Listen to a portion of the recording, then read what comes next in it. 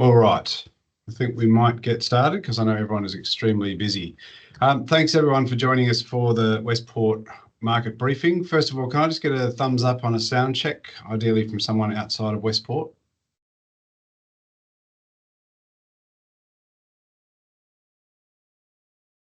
Great, thanks, Philip.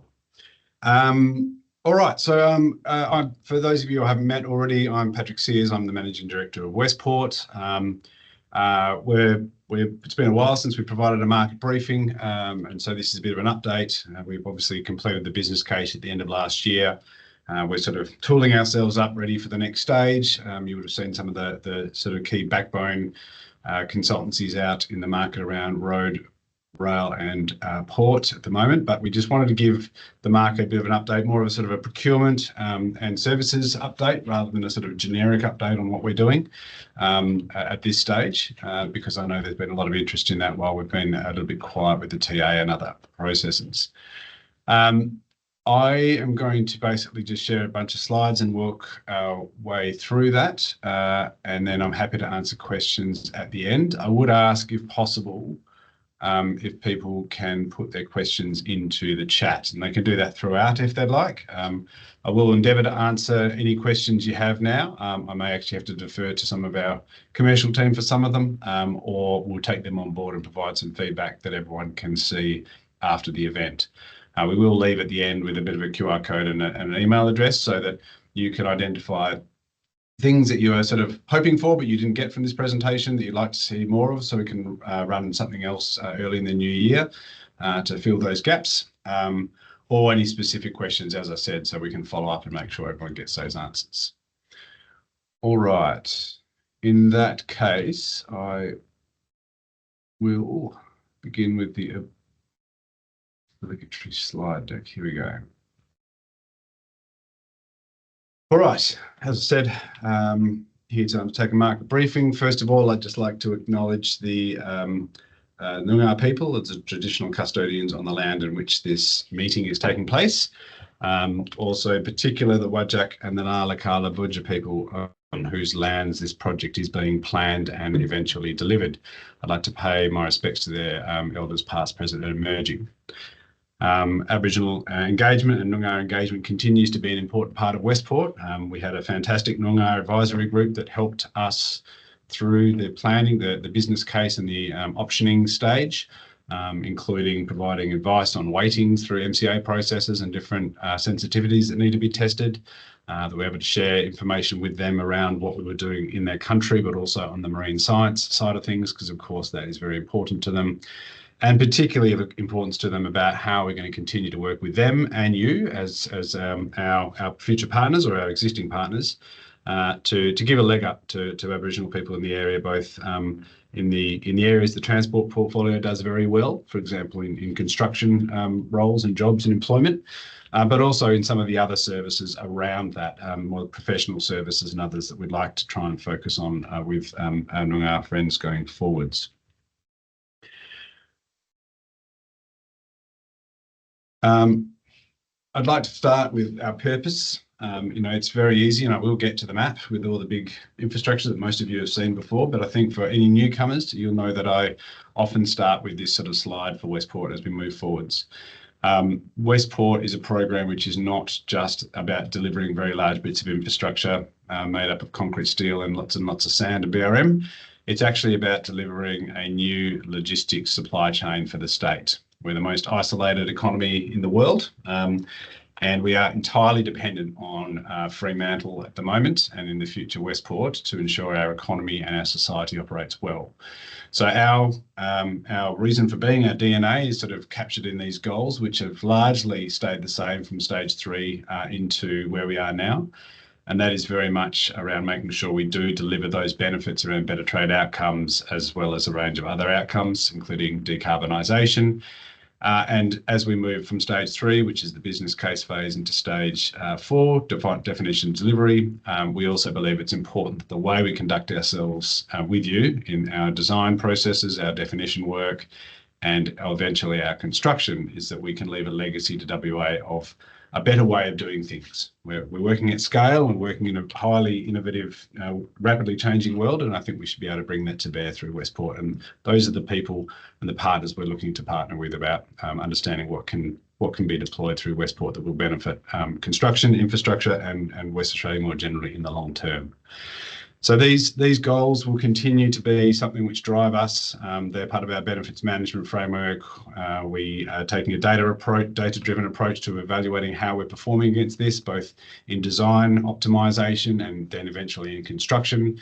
So KPIs, reporting, data, etc., and so on will be highly linked to these as we move forwards.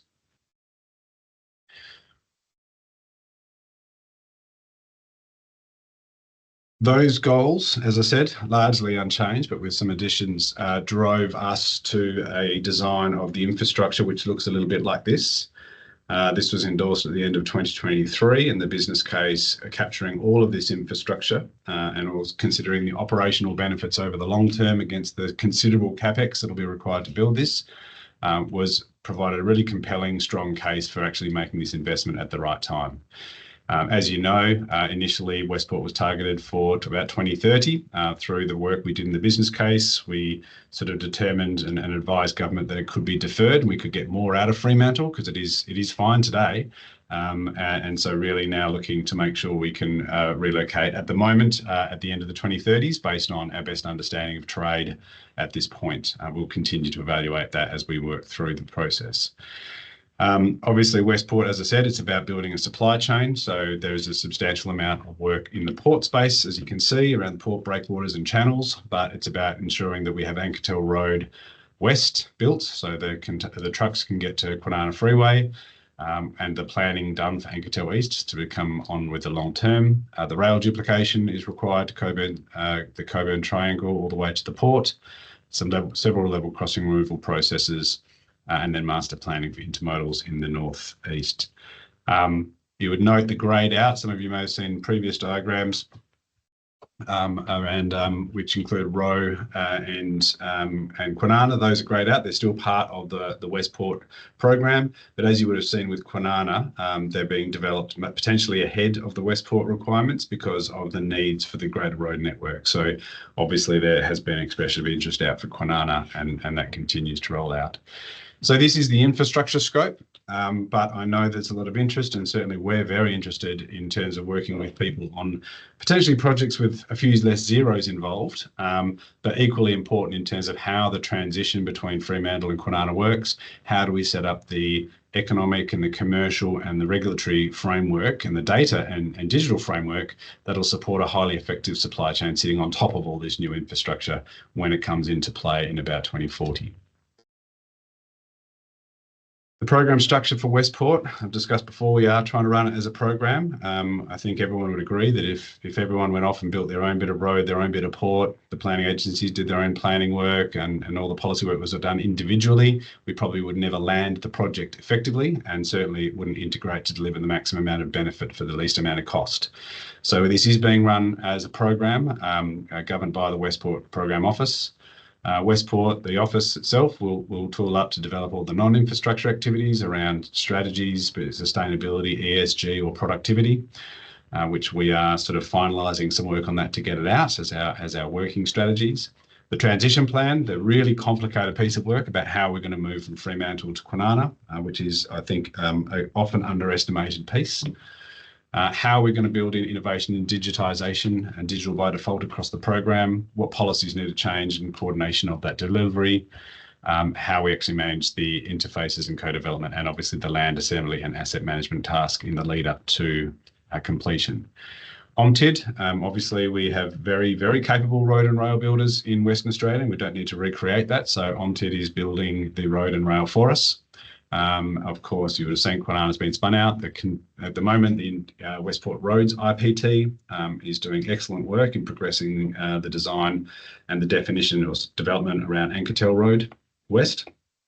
And you would have seen the advice out around the Westport Rail IPT, which will assist with the Kwinana to Coburn rail loops, rail duplication and level crossing removal projects. The marine infrastructure projects, again, there will be a capability for major marine civil engineering built between Westport and Fremantle ports with the support initially of our Westport Marine Technical Advisor, which obviously is coming close to conclusion now. And that advice will allow us to sort of work through the definition phase to get us towards the next step in terms of capital delivery, but also provide us that client's engineering capability in the long term as well. And of course, there is a substantial amount of private infrastructure that's required for Westport to build. And so we will continue to need to have a considerable arm in as we go through the commercial process of procuring those operators, be it stevedores, railhead operators, logistics park operators, etc., and so on. We'll obviously do that with Fremantle Ports as well. But then also in terms of how we bring the technical advice and expert support we'll require from the market to help us through that process, both in terms of procuring it and then overseeing its delivery to make sure it complies and achieves the outcomes we want it to. In terms of our services approach, I guess just a couple of key points. We're trying to build our capability as a capable client, first of all, by embedding subject matter expert contractors and specialist advisors.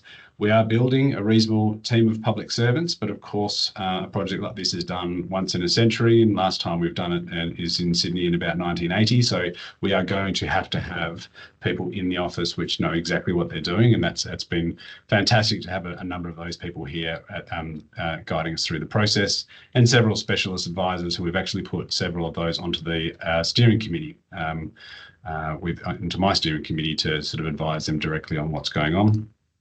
We're going to establish panels, which I'll get to soon. This is reflecting our own difficulties of procurement and recruitment to an extent, but also some of the challenges that you have had working with us in terms of protracted procurement processes and everything. So we wanted to try and deliver panels to provide us with much more agility. As I said, we're in the process of securing the primary design contracts through bespoke individual services contracts for road, rail and marine. We'll be using the panels, integrated planning teams and agency MOUs for multiple minor works as well. So whether it's delivering a seagrass restoration operations centre in Rockingham or relocating a horse beach, there'll be a lot of small different activities we need to undertake as well. We're going to secure an integrated delivery partner to assist us through the substantial and specialist legal services to assist us with the substantial container port task. Obviously, this is not something which is at all BAU for any state government. So we're going to require a lot of support to be that competent commercial client as well as we enter into some of those agreements with global tier ones. In terms of how we'd also like to work with market, we continue to try and share our best available information on things like materials, workforce, scope, preliminary packaging. We've done that over the last sort of 2 years. We know some of this information is wrong, but we sort of feel that the order of magnitude is assisting the market understand what it is. Now, we understand, we've heard from the market that is one part of the picture with this kind of a need for a broader understanding of all of the projects outside of Westport for the market to be able to tool up, and we're working actively with the different client groups and agencies to try and produce at least a best guess information about the future of timing of projects, materials and workforces, so we can all collaborate together to sort of feel how we're going to solve some of the challenges of potential development above market capacity.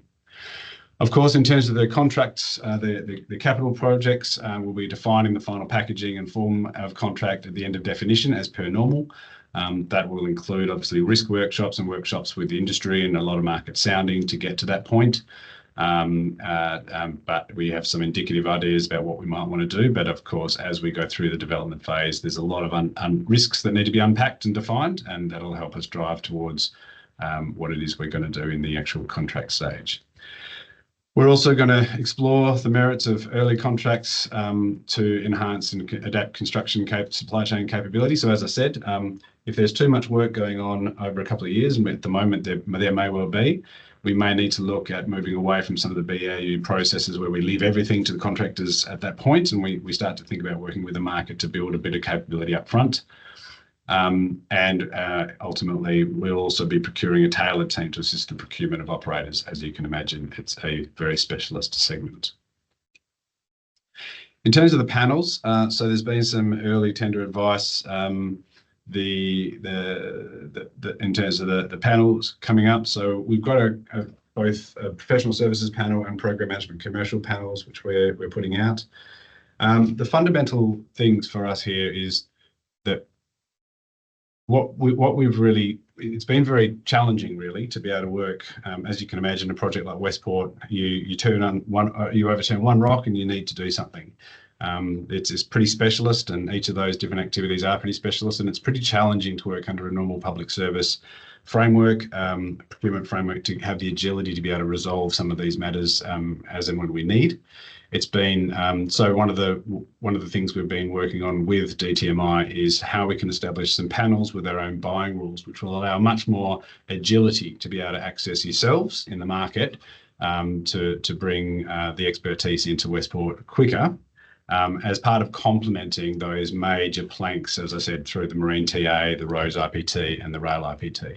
So these panels obviously will support, and I would also say that the CUAs and the main roads panels and other panels that sort of sit out there. So we're trying to sort of develop a much more agile way of accessing the market, and hopefully that's going to be beneficial for yourselves as well in terms of protracted procurement processes.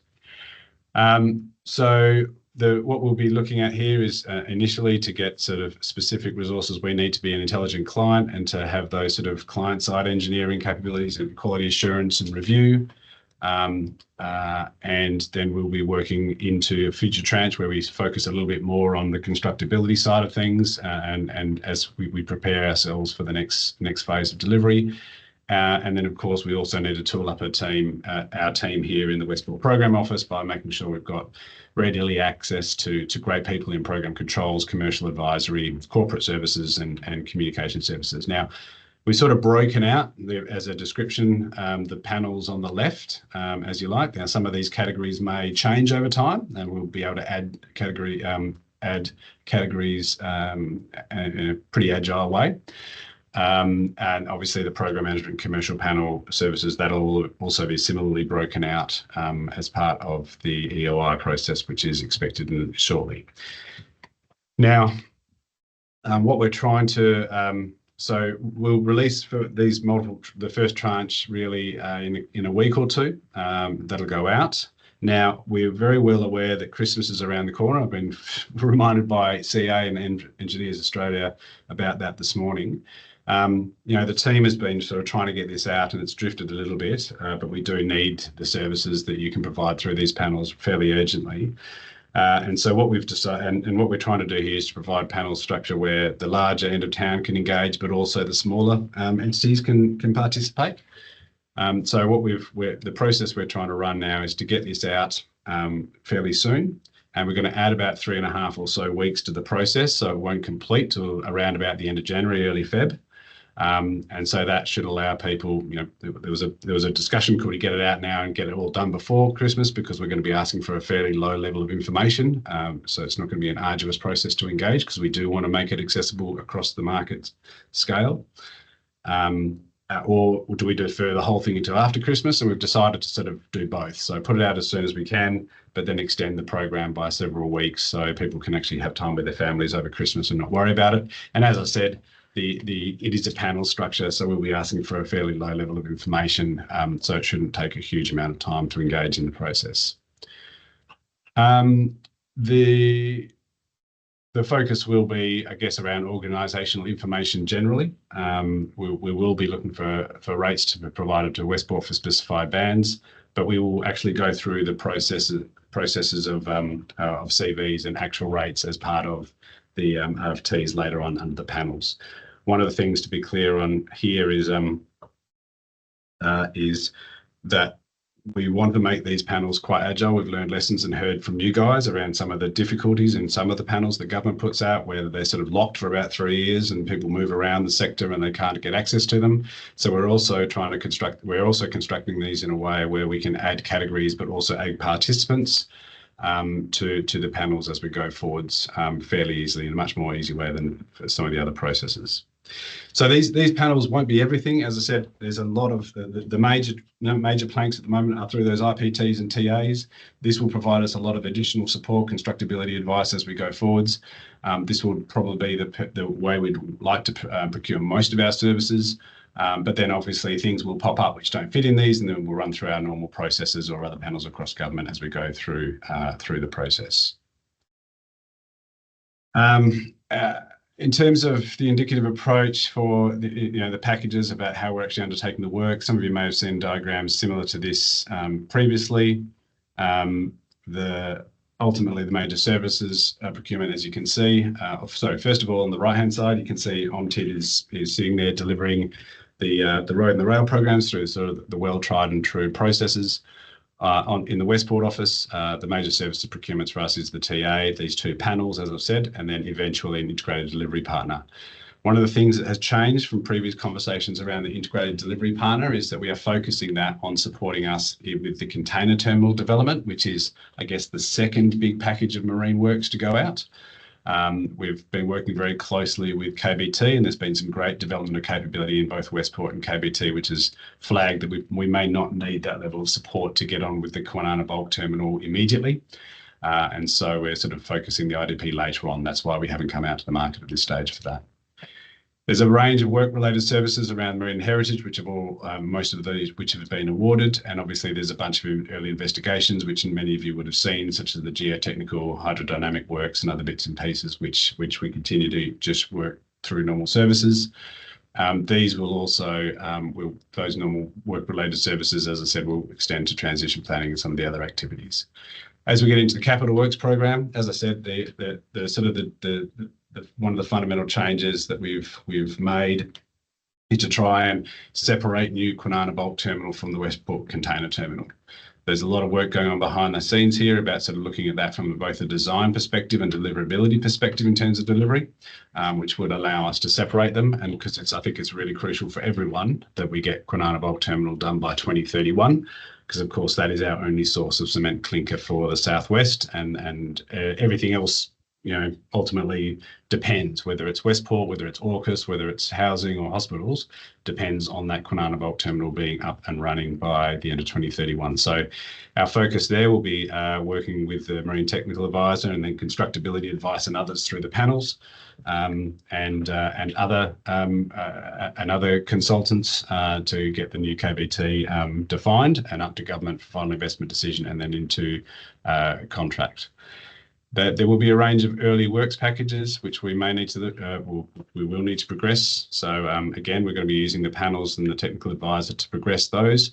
Largely, that may lead to a range of, for example, demolition of everything that needs to be done on the marine port site. There may be utilities realignment that needs to be done, local construction roads that need to be developed ahead of major construction contracts, surveys, decontamination, and potentially even the procurement and support of long lead time items, such as breakwater rocks or alternatives and other materials. So we're looking at different packaging options from managing contractor and others to support us through those early work packages. And we can share some more information on that next year in terms of the general forms of contract that we're thinking at this stage, noting that they will evolve as we get closer to definition. Then as you walk across the Westport container terminal, as I said, the IDP will become quite critical for us to help us lead through this process. And at the moment, as you can see, there's everything in the container terminal is bundled in one grey box rather than separating them out in packages. Now, the reason for this is that we started off with separate packages, obviously for dredging and civils, and we've had a lot of different discussions with both Tier 1 civil contractors, but also the dredging sector, and really the packaging and the relationships of JVs or separation is a live subject for us. So we're not going to sort of predetermine that here. There will be a lot of continued work with the market over the next couple of years to really understand how we're going to manage that from a client, IDP, dredging and civils relationships. Before we sort of start to sort of signal what we should do in this space, so we don't speak the horses and set people off running in certain directions. Obviously, then the container terminals and stevedores and rail operators, just to be very clear, we are not delivering that infrastructure. The infrastructure, the cranes, pavements, etc., and so on, that will all be done by those stevedores. However, we will require the assistance of obviously the TA, but also other people across the panels, commercial advisory and others, to help us both procure it and then sort of monitor and work with those operators as they develop their infrastructure and as we all jointly try and commission the terminal.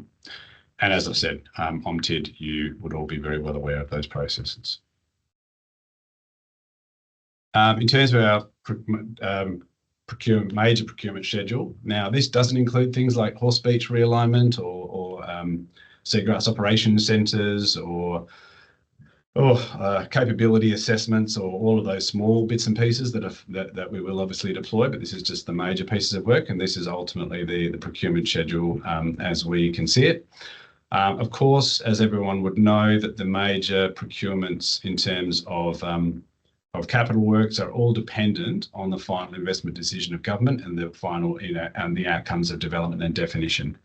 Now, we also know that there's a lot of other activity happening in the Western Trade Coast with the defence projects immediately to the north and the west. A lot of other utility upgrades and other things that need to happen. And so some of these timelines may need to shift around a little bit so we can try and manage the total demand on the market at any given moment, but also so we can manage the total environmental impact on Coburn Sound, because we can't do all of these things at the same time. So that may therefore impact on what we do here. I'd also note in terms of some of these processes, in terms of the works, that we're really focused on looking at where we can employ formal early contractor involvement, competitive ECIs into the process to try and build in that contractor experience and advice and innovation as early as possible, where it's suitable. Of course, the panels will include constructability advice. Some of the conversations I just came out of a meeting this morning with a lot of the designers, sort of saying, making sure we've got that constructability advice very early on is really crucial to making sure the design is highly deliverable. But we also want to make sure that we bring the people and the teams on board early and that are going to deliver the project on as early as possible, so they can work through it and provide us the best solution before we make final investment decisions. Just touching base, I've mentioned this a few times. I mean, I think one of the things to say is that this Gantt chart is absolutely not accurate. It's just there to tell a story. So please don't take it and run around sort of saying there's these activities going on or second guess some of the dates. It was there for a discussion at a very strategic level. One of the things that we're going to have to deal with throughout Westport, whether it be in design, deliverability, material supply, activities, etc., and so on, and interface management and risk management in terms of form of contract and otherwise, is the fact that there is an extraordinary amount of work planned between the late 20s and the mid 30s. So it's something that the Westport and its partners, yourselves, who we help secure through these, either through the major procurements that we've already undertaken or through the panels or otherwise, will need to be always keeping a weathered eye on the fact that this is a very, very challenging picture in terms of being able to make sure we've got the workforce, the materials and the other inputs to construction to deliver this, and being able to respond to that with innovative, clever ways. So that's around enhancing productivity or strategic supply chain management, whatever else it might be, around thinking broadly around value management, not just around value engineering, but about sort of how we deliver value through changing our construction approach or subtle shifts in staging.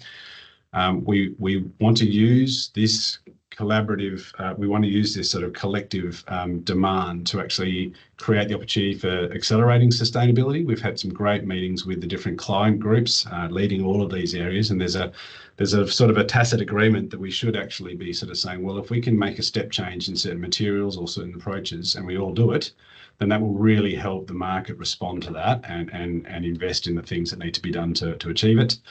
And we also, I think there's a real opportunity through this process to maintain the excellent outcomes that the transport portfolio has made around Aboriginal employment, as I've said previously, but we are the worst state in Australia in women in construction. And if you look at that peak demand period, we really need to be maximising the access to the resources we have to get this bill done, and that will include and must involve an increase in the amount of women in construction.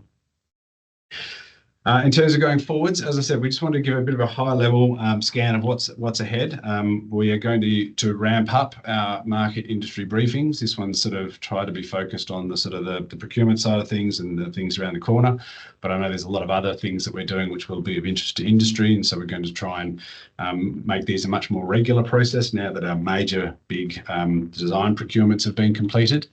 Or effectively completed. So what we'll be stepping up is our market industry briefings, and I would say at the end of this meeting is if you can send through any information or other things that you're interested in or would like to know about, we'll try and put together a pack and a presentation early in the new year to try and cover off those things that we're not able to get to today or we're not the focus of today.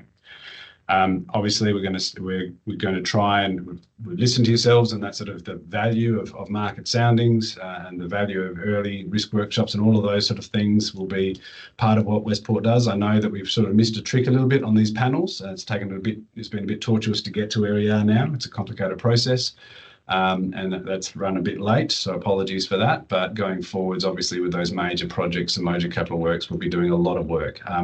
We do, I think, spend an awful lot of time with you through a range of different informal processes. I know we try and be very accessible to the market if they want to meet and talk about things in our latest thinking and offer advice. But we'll also be formalising those through formal market sounding processes as well. And as I said, we'll try and ensure the early tender advice is as early as possible, even if informal, if not required by Tenders WA, so people have very good awareness of what's going on.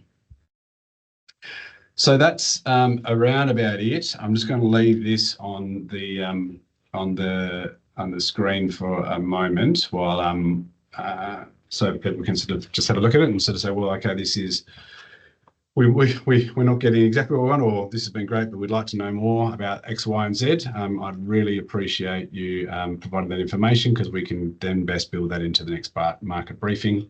And if you have any particular questions around any of the procurements, we can direct that to the commercial teams. But obviously, with the panels themselves, some of that information will come out fairly shortly in the EOI process.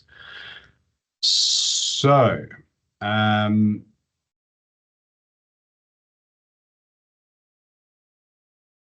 So I'll leave that up actually after as we do questions. So Renee, how many companies are you planning to sit at? So Renee's asked, how many companies are you planning to sit on each panel? We're probably looking at not so much about panels, but about categories. So what we appreciate is that when people come into those panels, they'll be able to look at a range of different categories and say, this is what we're expert at. So we don't want to sort of we may end up with quite a number of organisations on the panel per se, but there will be, for example, smaller consultancies and smaller, really SME consultancies who we'd love to involve in their particular discipline, and that's really important to us. So we've actually got those opportunities for 5, 6, 7, 8 people against each category. But then we'll also be looking for several of the larger companies which have the capacity to stretch across a number of these things, because those panels, as you know, through the main roads panels and others, can be used for very small pieces or very, very large pieces over a progressive period. So we'll be looking more around, I think the advice is 5 to 8 against each category, and that may lead to a number at the panel stage. But I'm happy to take any advice from the commercial team on that. Has the TA package been formally awarded? We are just in the final stages of negotiations on the TA panel. Claire Pope, it's not entirely clear from the list if there's a separate legal panel to support Westport. At the moment, we're not progressing a legal panel. We are almost finalising legal support that we procured. We went to the legal market through SSO's procurement, which is something we want to do. So, and we are currently finalising negotiations on legal support under that SSO arrangement. That's in response to Claire. In which panels does complex and special systems engineering, technology and digital solutions and advisory sit? That'll be under the professional services panel. I think the digital solutions may also sit under corporate as well in terms of provision, but there will be there is a focus. I know the system design team is looking at these panels, but also through the existing arrangements we'll have with TA and IPTs to provide those services. But we'll make sure that's very clear for you, MOS-DECEM, when those EOIs come out. In terms of each of the categories, we try to give a snapshot there in terms of what categories will be coming out under the first two tranches of the professional services panel, and we'll provide advice out as soon as we can around some of the subcategories in the program controls and commercial panels. Mared, is there a target that you are aiming to achieve? We are working on targets for women in construction, but we are also trying to work on what the pathways are ideally to try and achieve those targets. So we obviously know that just dropping targets out there isn't necessarily the most effective thing. The other conversations we're having is with all the other projects in Kwinana about how can we provide the pathways for women and Aboriginal people to not just sort of come on and work on, KBT or something like that, and then that's the end of it. But we have so much work in that part of the world that, we need to think more holistically about pathways between projects, between client groups. That's something people are keen to explore. And then also, how do we actually best, engage women in construction? We had a whole bunch of ideas. I met with the CEO of Women in Construction. She said the best thing you could do is to build Westport dedicated childcare centres near site so that people could drop their kids off and actually engage. So there's a lot of work going on in our strategy space that will help define that. But again, that strategy space will lead to potentially the need for expert advice and how we actually deploy those things. And either the panels or other CEOs will be the pathway for that. Is the panel directly, Ali's asked, is the panel directly with Westport or with another authority? The panel is with Westport, but technically speaking, it is Department of Transport and Major Infrastructure, but they will be through Westport. Under the Port Market Sound, understand market capacity and capability. How do you intend to do this?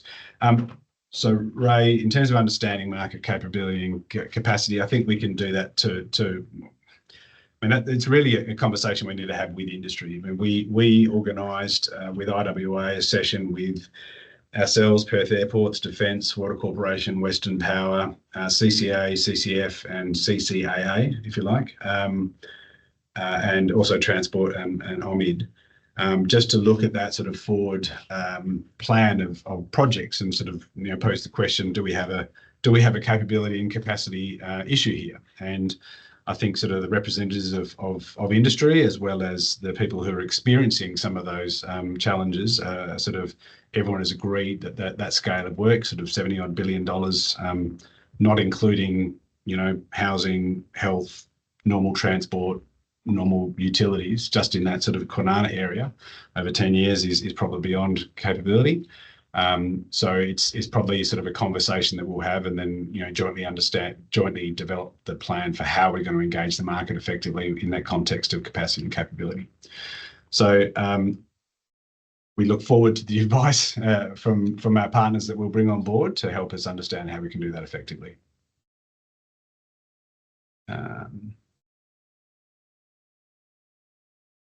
So there's a bunch of AI things I'm just trying to scan through.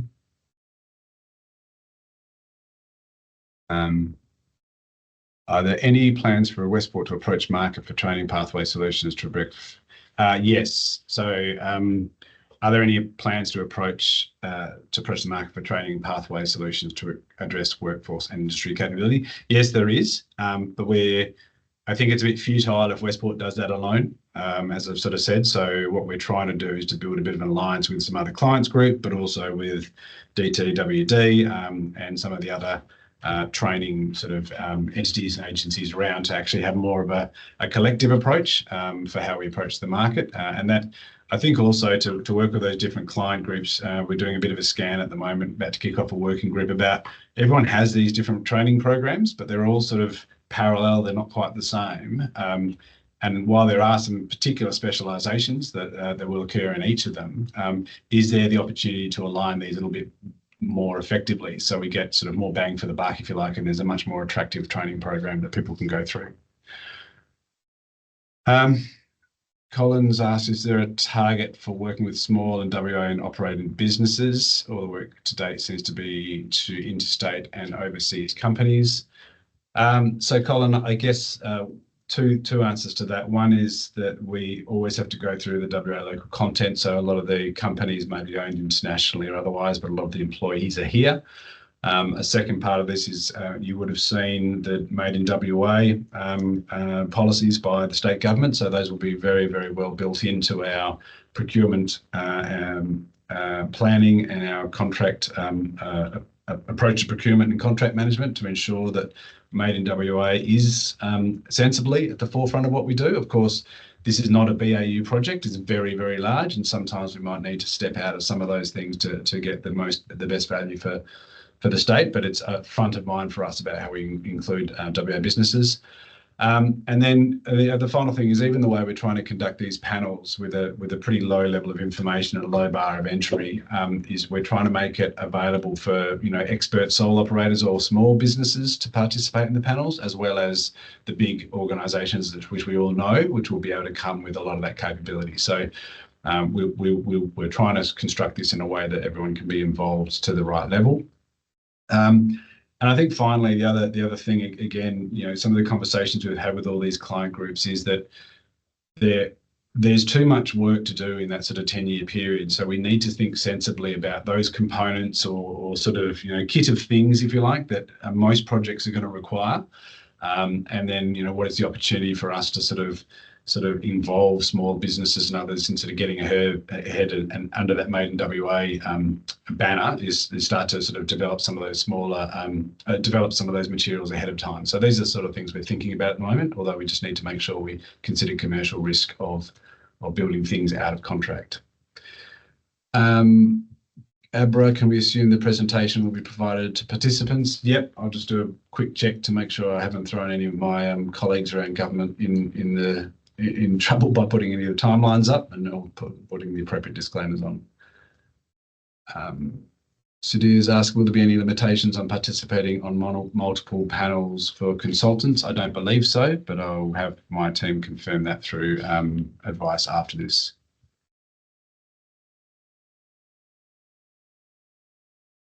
And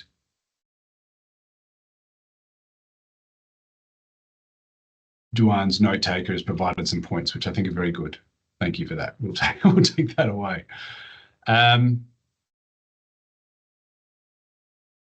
Consultants selected from the panels, will they be conflicted for future work packages?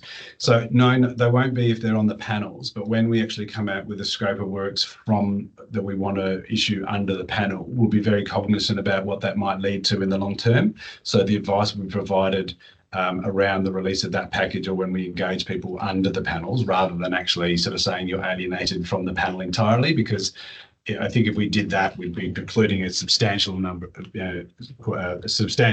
the market who might actually want to be involved in, for example, alliances or DNCs or even with operators down the track. So we'll take care of those probity matters when we actually get to the specific package that we want to release under the panel.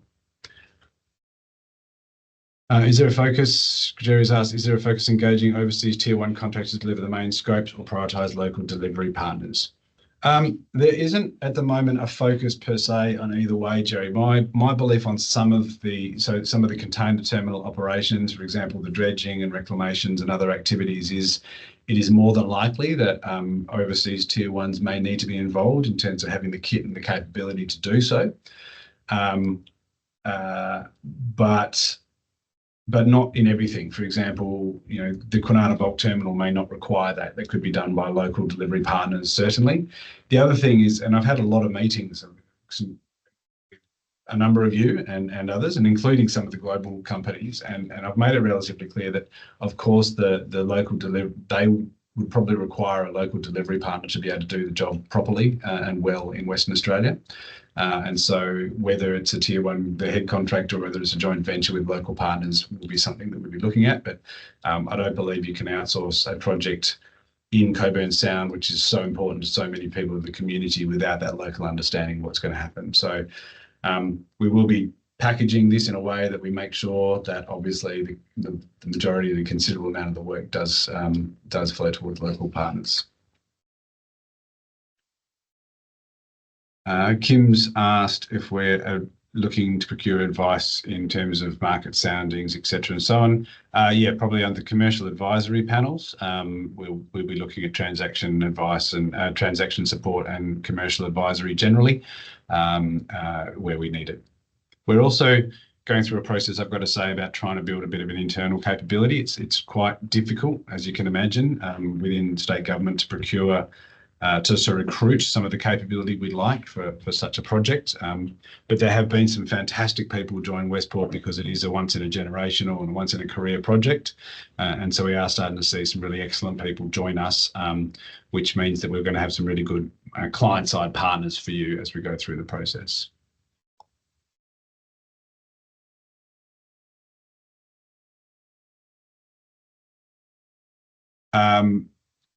Fred, in terms of the panels, what we'll provide after this briefing is a little bit of an update in terms of some of the information around the panels that may sort of assist ahead of the EOI, but that'll all be included in that document. Adam, are suppliers eligible to sit on the panels relevant to their products to allow them to provide input?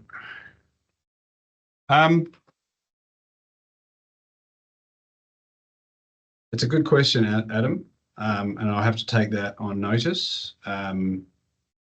It's a really good question because I certainly think as we try and look towards better and new materials, not everywhere, but where it makes sense, we'll need to think about that, but also about sort of technical or innovative digital products. So I'll have to come back to you with a comment after the event. Rocco, has asked if the project will be subject to strict ESG requirements. Has it undergone ISK review? Yes, we are in the throes of a planning rating under ISK, and we will be working towards design and as-built ratings.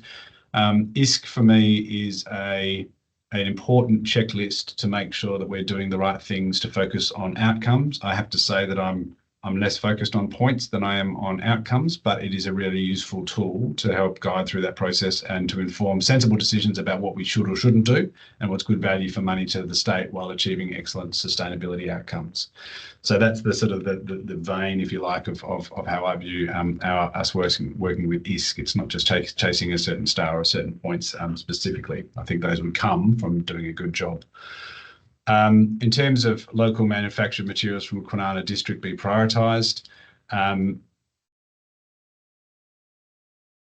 yeah, look, Rocco, what I'll do is I'll give some information about that. We've had quite an extensive amount of engagement with a lot of suppliers about potential materials through EVA in our sustainability area, which has been fantastic, and there's been a great response. I think it's about 83 meetings over the last sort of 3 months to look at potential products and for us to undertake our own evaluation of where those sit. So I think there's probably something more that could be provided back to you around carbon reduction opportunities and how we're going to consider materials in that space.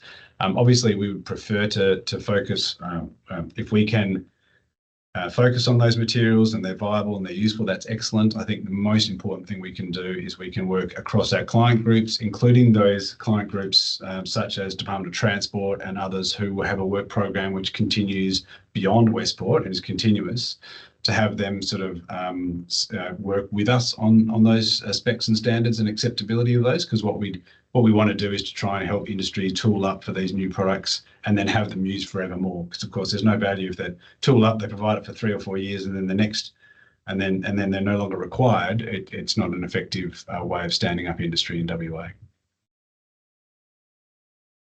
Tristan's asked, is there a plan to have a Westport innovation hub/function, and is there any opportunity to engage via that platform?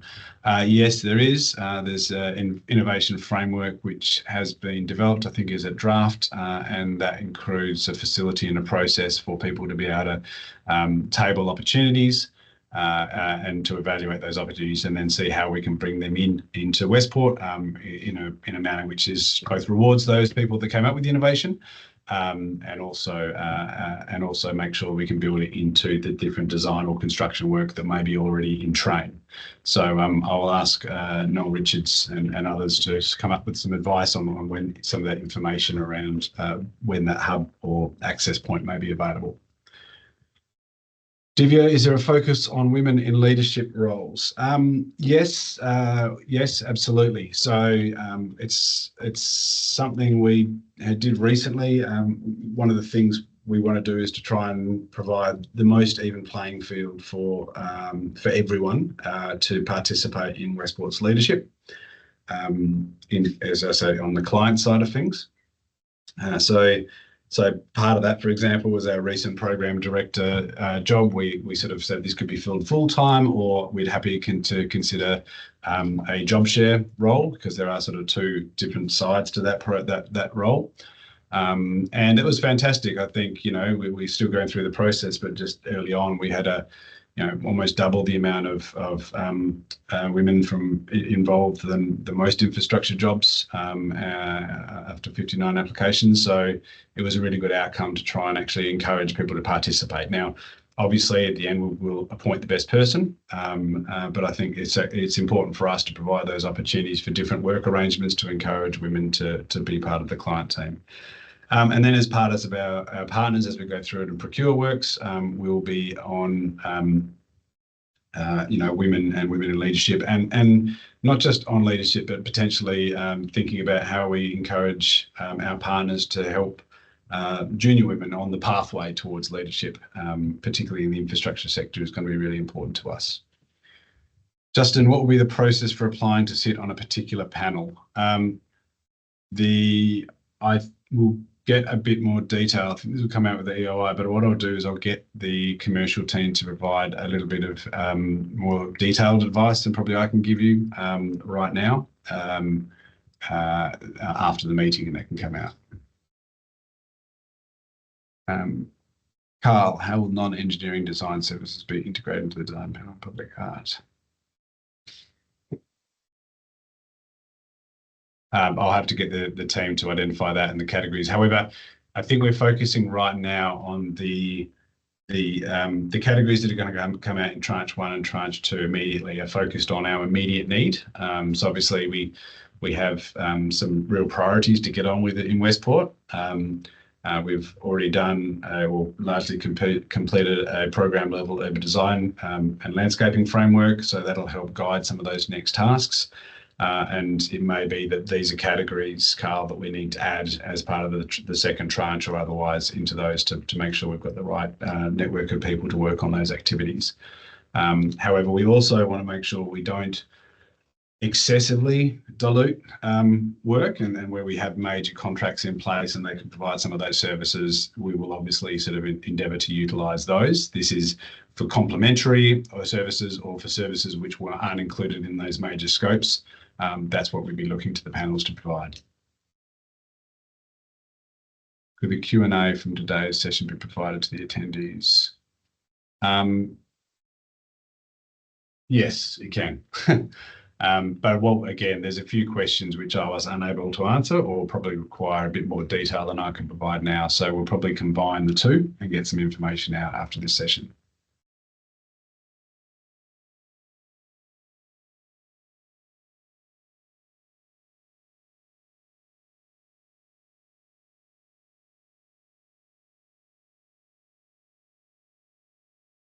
Excellent. Are there any final questions? All right, so thanks very much for that. I appreciate there's a whole bunch of detailed questions around the panels because they're very imminent, and so we'll do our best to get information out to you around those. And of course, in a couple of weeks, the EOI will come out with further information. As I said, it was a bit of a judgment call by me about whether we try to, run the panels very, very quickly before Christmas or defer it until afterwards. We've decided to add about 3.5 weeks into the process just because I know people will work in different schemes. So apologies for being over Christmas, but hopefully when you come out, you'll see the information requirements are quite low and it shouldn't really require an excessive amount of work. And so you obviously encourage everyone to make sure they don't work on that over the Christmas break, but we don't want to have a two-step process either. And then I think ideally through that process and through the other activities, we'll be able to work with you in a much more agile way, which I know is something that I've heard from you, that agility, that capacity to get you on board quickly without protracted procurement and other processes will be really important. So I look forward, we very much look forward to that, and I'm hoping you do as well. All right, if that's it, thank you very much all, and we will speak to you soon. Thanks.